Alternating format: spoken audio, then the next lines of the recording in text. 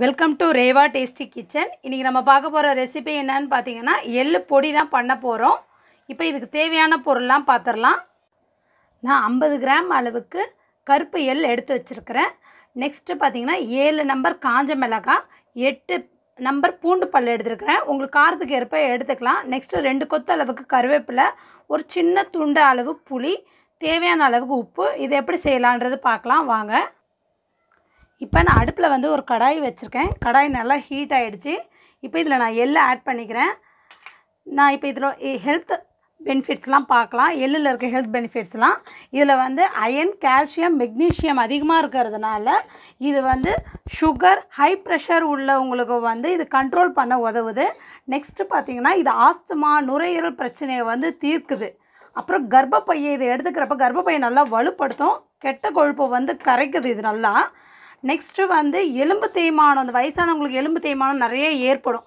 அதை ஏற்படாமல் இது தடுக்குது. வெயிட் இன்க்ரீஸ் பண்ணுறவங்கன்னு நினைக்கிறவங்க இதை எடுத்துக்கிட்டிங்கன்னா வெயிட் நல்லா இன்க்ரீஸ் ஆகும். இதில் நிறைய கால்சியம் அதிகமாக இருக்கிறதுனால இது பற்களுக்கும் எலும்புக்கும் ரொம்ப நல்லது. இது ஒரு 2 நிமிஷம் வறுபட்டால் போதும். இதை நான் லோ ஃப்ளேமில் தான் குக் பண்ணுறேன். ரொம்ப அதிக தீயில் வச்சோன்னா இது தீஞ்சு போயிடும். இது 2 நிமிஷம் இது பண்ணால் போதும். இதை இப்போ நான் அடுப்பை ஆஃப் பண்ணிவிட்டு இதை வேறு பிளேட்டில் சேஞ்ச் பண்ணிடுறேன். இப்போ நான் அதே கடாயில் லோ ஃப்ளேமில் தான் வச்சுருக்கேன். காஞ்ச மிளகாவை லைட்டாக வறுத்துக்கலாம். அதுக்கப்புறம் இது பார்த்திங்கன்னா நோய் எதிர்ப்பு சக்தியை அதிகரிக்குது. அதே மாதிரி கேன்சர் வராமல் இந்த எள்ளு தடுக்கிறதுக்கு ரொம்ப யூஸ்ஃபுல்லாக இருக்குது.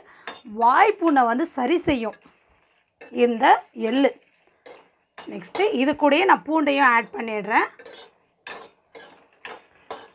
இதையும் நல்லா லோ ஃப்ளேமில் தான் நம்ம வச்சு வறுத்துக்க போகிறோம்.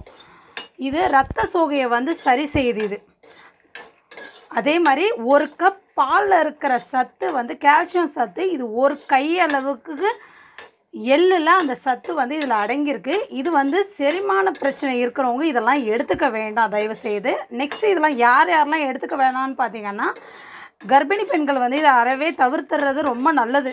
அது எடுத்துக்கிறதுனால கருச்சிதைவு ஏற்படும். இப்போ இது கூட நான் கருவேப்பிலையை ஆட் பண்ணிடுறேன்.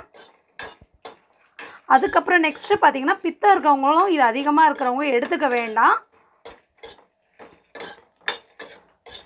இது என்ன ஒரு 2 நிமிஷம் அது நல்லா கொஞ்சம் மொறுமொறுன்னு வறுபடுற அளவுக்கு வறுபடணும். கைவிடாமல் கிண்டி விட்டுக்கிட்டே இருக்கலாம்.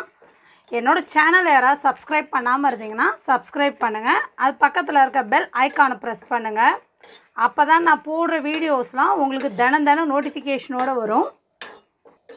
இப்போ கருவேப்பிலை, மிளகாலாம் நல்லா பொரிஞ்சிடுச்சு. இப்போ நான் இதோட இந்த புளி ஒரு 2 செகண்ட் போட்டு பெரட்டினா கூட போதும். அந்த லைட்டாக அந்த ஈரசத்து போகிற அளவுக்கு தான் இது சைட் டிஷ்ஷாக எதுக்கு தொட்டுக்கலான்னு பார்த்தீங்கன்னா சாதத்தோட சாம்பார் சாதம், ரசம் சாதம், இது தூளாக தான் இருக்கும். நம்ம இதை சைட் டிஷ் மாதிரி சைடில் தொட்டு சாப்பிட்றப்ப இது ரொம்ப நல்லா டேஸ்ட்டாக இருக்கும். நம்ம அந்த காரம், புளிப்பு, உப்போடு செய்கிறப்ப டேஸ்ட் ரொம்ப நல்லாயிருக்கும்.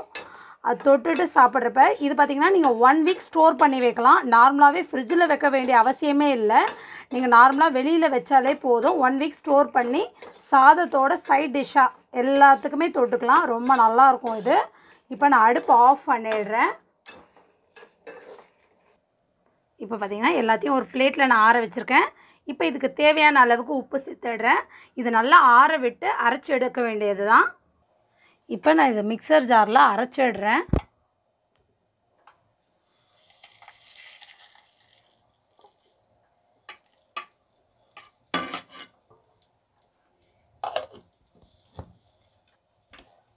இப்போ பாருங்கள் அரைச்சி எடுத்தாச்சு. இது மாதிரி கொரப்பாக தான் நம்ம அரைச்சிருக்கேன்.